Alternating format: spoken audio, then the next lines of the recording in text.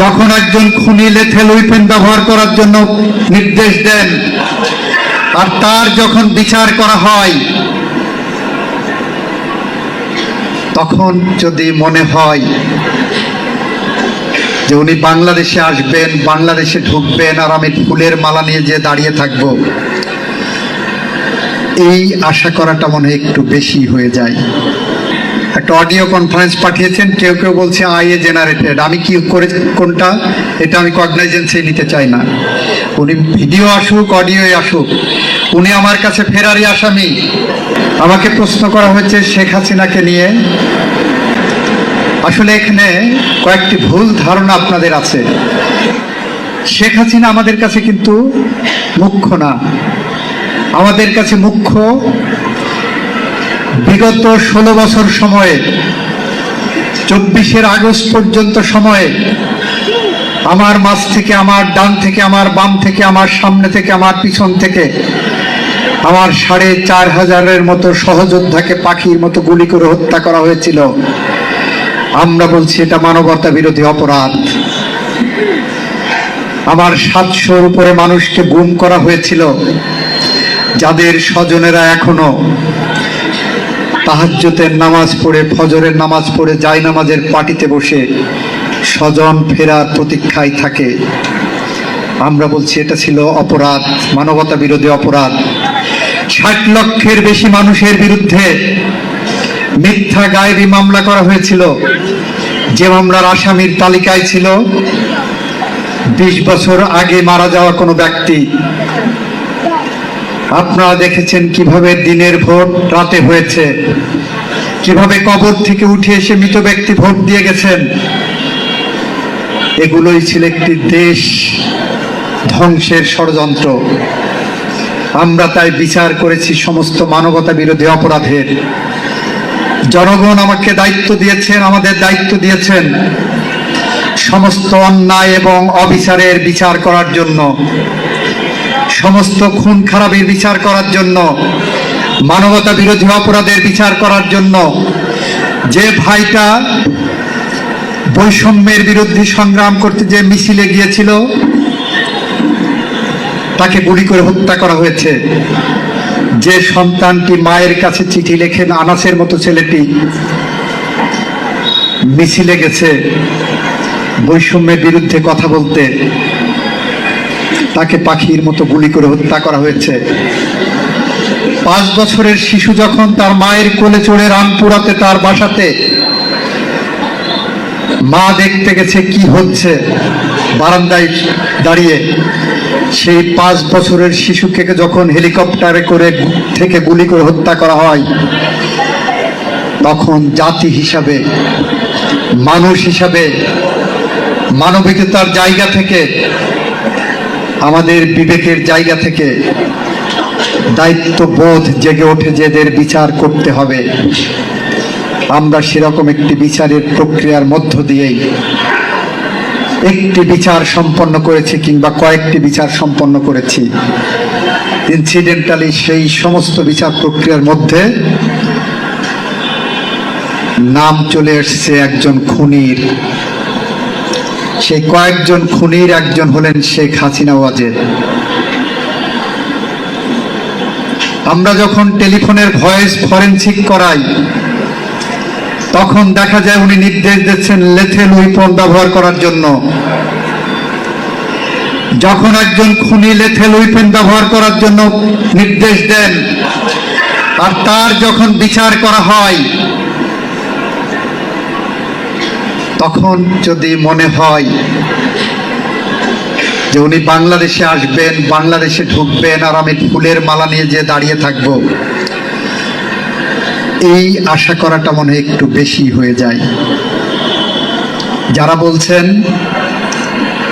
5ই August উনি video conference করবেন, বলেছিলেন না? উনি ভিডিও কনফারেন্সে আসেননি। একটা অডিও কনফারেন্স পাঠিয়েছেন, কেউ কেউ বলছে আইএ জেনারেটেড। আমি কি করে কোনটা, এটা আমি কগনাইজেন্সে নিতে চাই না। উনি ভিডিও আসুক, অডিওই আসুক, উনি আমার কাছে ফেরারি আসামি, উনি আমার কাছে মৃত্যুদণ্ডপ্রাপ্ত আসামি। উনি আমার কাছে ৪,৫০০ মানুষকে ক্রসফায়ারের নামে হত্যাকাণ্ডের শিকার করা আসামি। উনি আমার কাছে ১৪০০ মানুষকে জুলাই বিপ্লবের সময় পাখির মতো গুলি করে হত্যা করা মামলার আসামি, দণ্ডপ্রাপ্ত আসামি। উনি আমার কাছে ৩০,০০০-এর মতো আমার সহযোদ্ধাদের পঙ্গু করার মামলায় দণ্ডপ্রাপ্ত, ফাঁসির দণ্ডপ্রাপ্ত আসামি। এর থেকে বেশি কিছু নয়।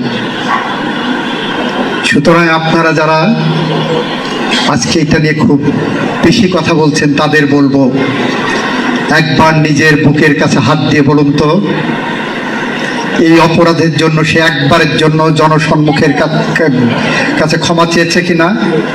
একবারের জন্য অনুশোচনা করেছেন কিনা?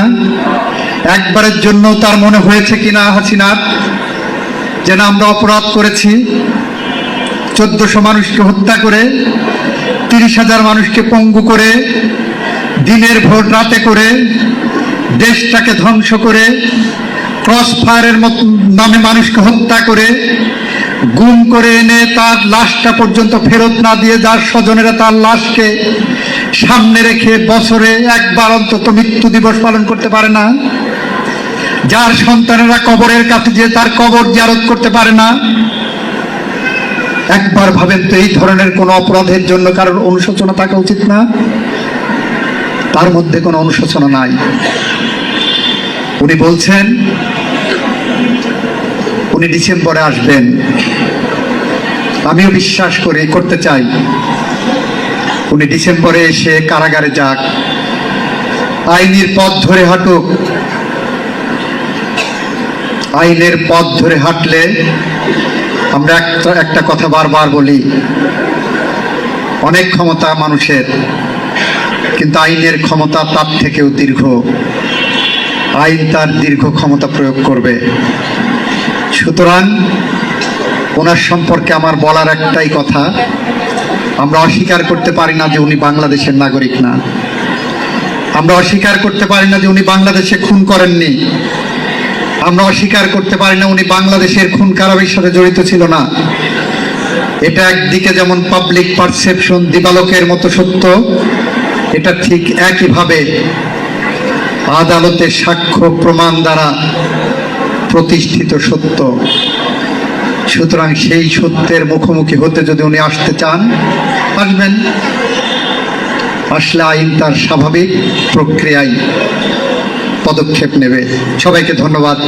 গতকালকে বহুল আলোচিত শেখ হাসিনার প্রেস কনফারেন্স এবং তার পরবর্তী নানা ঘটনা টক অব দ্য ওয়ার্ল্ডে পরিণত হয়েছে। বিশ্ব মিডিয়ায় যেভাবে এই ব্যাপারগুলো এসেছে, যেভাবে বহু শত শত গণমাধ্যমে এই ঘটনা লাইভ করা হয়েছে, মানে শত শত গণমাধ্যমের সাংবাদিক সেই সংবাদ সম্মেলনে উপস্থিত থেকেছেন। হাজার হাজার গণমাধ্যমে, বিশ্ব গণমাধ্যমে এটা নিয়ে খবর হয়েছে। রয়টার্সের মতো গণমাধ্যম মানে সরাসরি সম্প্রচার করেছে পুরো অনুষ্ঠান। নানাভাবেই এটা আলোচিত হচ্ছে এবং সেই সময় বাংলাদেশ সরকার ক্ষুব্ধ প্রতিক্রিয়া জানিয়েছে। বাংলাদেশ কোনোভাবেই এটাকে মেনে নিতে চায় না।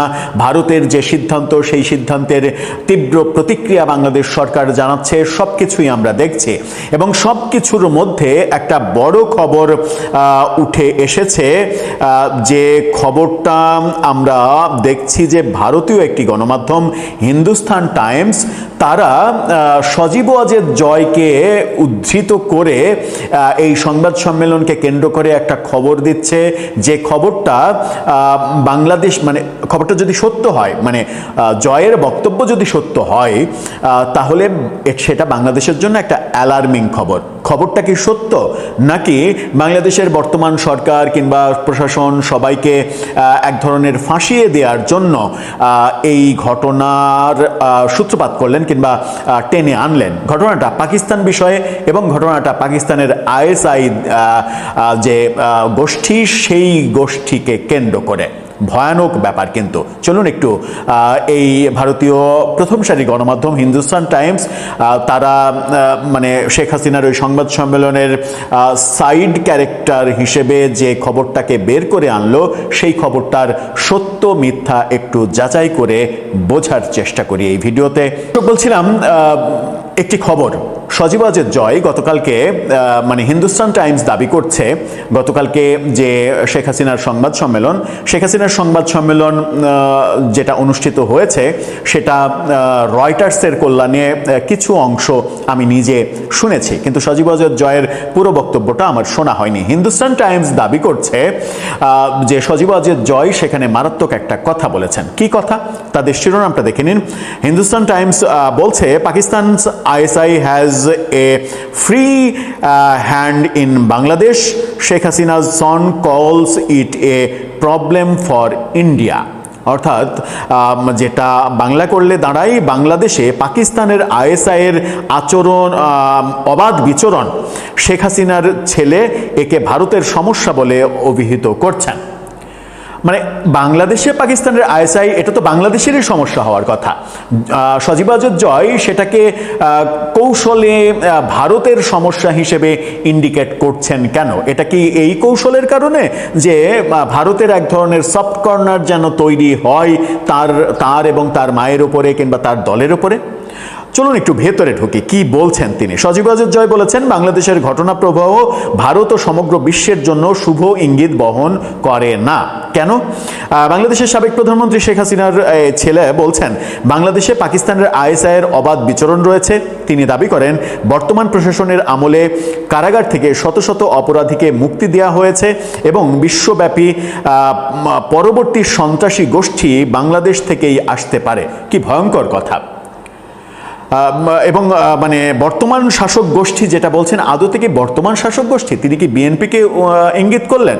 আমার মনে হয় যে মানে এই হিন্দুস্তান টাইমস একটু বোধহয় ভুল করছে। তিনি যদি ইঙ্গিত করে থাকেন তাহলে তো প্রফেসর ইউনূস সরকারের দিকে ইঙ্গিত করার কথা, যেটা অনেকাংশে সত্য যে প্রফেসর ইউনূসের আমলে বহু অপরাধী এবং জঙ্গিবাদের সঙ্গে জড়িত থাকার অভিযোগ যাদের মধ্যে রয়েছে, যাদের বিষয়ে রয়েছে, তারা অনেকেই ছাড়া পেয়েছেন এবং বাংলাদেশে জঙ্গিবাদের নতুন যে মানে আবহ শোনা যাচ্ছে এবং বর্তমান সরকার এসে উত্তরাধিকার সূত্রে যেগুলো ফেস করতে বাধ্য হচ্ছে, অনেককে গ্রেপ্তার করছে, অনেক খবর আমরা গণমাধ্যমে দেখছি, সেগুলো তো ডক্টর ইউনূস আমলের কর্মকাণ্ড। এটা বর্তমান শাসক গোষ্ঠী মানে এইভাবে শব্দ প্রয়োগটা কতটা ঠিক হলো আমি জানি না। তিনি বলছেন যে এক সংবাদ সম্মেলন মানে গতকালকের, যেখানে শেখ হাসিনা বাংলাদেশে ফেরার পরিকল্পনা ঘোষণা করছেন, জয় অভিযোগ করছেন সেখানে যে পাকিস্তানের গোয়েন্দা সংস্থার ইন্টার সার্ভিসেস ইন্টেলিজেন্স অর্থাৎ ISI বাংলাদেশে ব্যাপক প্রভাব বিস্তার করে আছে। বাংলাদেশে পাকিস্তানের ISI এর অবাধ বিচরণ, আমাদের গ্রেপ্তার করা শত শত জঙ্গিকে ছেড়ে দেওয়া হয়েছে, অর্থাৎ আওয়ামী লীগের আমলে যে শত শত জঙ্গিকে গ্রেপ্তার করা হয়েছিল তাদের সবাইকে ছেড়ে দেওয়া হয়েছে ডক্টর ইউনূসের আমলে।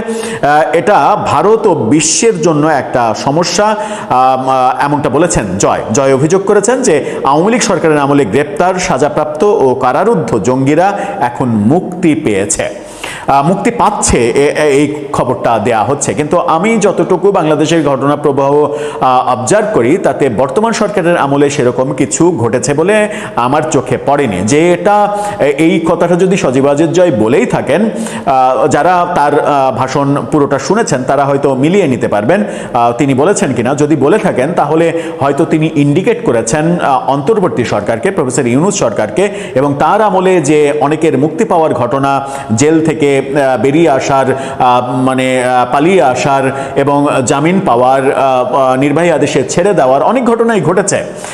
এবং তারপরে আমরা দেখলাম যে এই সরকারের আমলেই তো কিছুদিন আগে যাত্রাবাড়ি থেকে 6 জন জঙ্গিকে ধরা হলো। বেশ কয়েক জায়গায় ধারাবাহিক বোমা হামলার ঘটনাগুলো আমাদেরকে উদ্বিগ্ন করছে, যেগুলো সবই প্রফেসর ইউনূস সরকারের মানে আমলের কর্মকাণ্ডের মানে এক ধরনের গজব পোহাতে হচ্ছে বর্তমান সরকারকে। কিন্তু আমার প্রশ্ন অন্যখানে। তিনি মানে হিন্দুস্তান টাইমস হয়তো জয়ের ব্যাপারটা একটু ভুল করেছে। বর্তমান সরকার বলছে আদতে মানে এটা ডক্টর ইউনূস সরকারই হবে, হয়তো আমি জানি না। কিন্তু তার বক্তব্যের একটা পয়েন্ট ধরেই শুধু একটা প্রশ্ন উত্থাপন করতে চায়। বাংলাদেশে আইএসআই এর মানে প্রভাব বিস্তার করা বাংলাদেশের উপরে এবং তাদের প্রভাবে পাকিস্তান সহ বিভিন্ন জায়গায় যে সকল জঙ্গি গোষ্ঠী কাজ করে বলে আমরা বিভিন্ন সময় শুনি, তাদের আধিপত্য যদি বাংলাদেশে বিস্তার লাভ করে থাকে সেটা তো বাংলাদেশের ক্ষতি, সর্বপ্রথম তো বাংলাদেশের ক্ষতি। তো জয় কেন এটা বলছেন যে ভারতের ক্ষতি, ভারতের ব্যাপারটা তিনি টেনে আনছেন কেন, মানে ভারতের জন্য এটা সমস্যা বলে অভিহিত করবেন কেন, করছেন কেন? তার তো বলার কথা যে এই ঘটনা জঙ্গিবাদ এটা বাংলাদেশের ক্ষতি করছে, বাংলাদেশের অনেক বড় ক্ষতি করে ফেলেছেন ডক্টর ইউনূস কিংবা যাকে অভিযোগ করতে চান তিনি, বাংলাদেশের প্রসঙ্গেই তিনি থাকবেন, সেটাই তো কাম্য। কিন্তু তিনি সাবেক প্রধানমন্ত্রীর পুত্র তিনি এবং সাবেক প্রধানমন্ত্রীর আইসিটি উপদেষ্টা হিসেবে দীর্ঘ সময় তিনি কাজ করেছেন, সদ্য সাবেক হওয়া প্রধানমন্ত্রীর ছেলে তিনি, তার আরেকটা বড় পরিচয় তিনি বাংলাদেশের রাষ্ট্রের প্রতিষ্ঠাতা, বঙ্গবন্ধুর নাতি, অনেক বড় পরিচয় তো তার রয়েছে। তিনি বাংলাদেশের প্রসঙ্গ, বাংলাদেশকে ওন করার ব্যাপারটা প্রতিষ্ঠিত না করে ভারতের ব্যাপার বলছেন কেন? ব্যাপারটা কি সত্যিই তিনি বলেছেন? আমার কাছে কেন যেন মানে কনফিউশন তৈরি হচ্ছে। এটা কি ভারতীয় গণমাধ্যমের একটু রং লাগানো নিউজ, নাকি সজীব ওয়াজেদ জয় সত্যই এটা বলেছেন? ভারতের সরকারের, ভারতের দেশ হিসেবে ভারতের এক ধরনের সফট কর্নার তৈরি করার এটা একটা কৌশল কিংবা চেষ্টা মাত্র, সেটাই কি? যদি সেটা হয়ে থাকে খুব একটা ভালো কাজ বোধহয় হলো না। যদি তিনি বাংলাদেশের কথাটা বলতেন কাজটা বোধহয় আরেকটু না, কাজটা বোধহয় ভালো হতো। এটা বলে বরং অন্য কিছু এই ব্যাপারে প্রতিষ্ঠিত করা কিংবা মন্তব্য করাটা তার যারা শত্রুপক্ষ তাদের জন্য খুব সহজ হয়ে যাবে। দর্শক, আপনার মন্তব্য এ ব্যাপারে জানিয়ে লিখতে পারেন আমাদের কমেন্ট।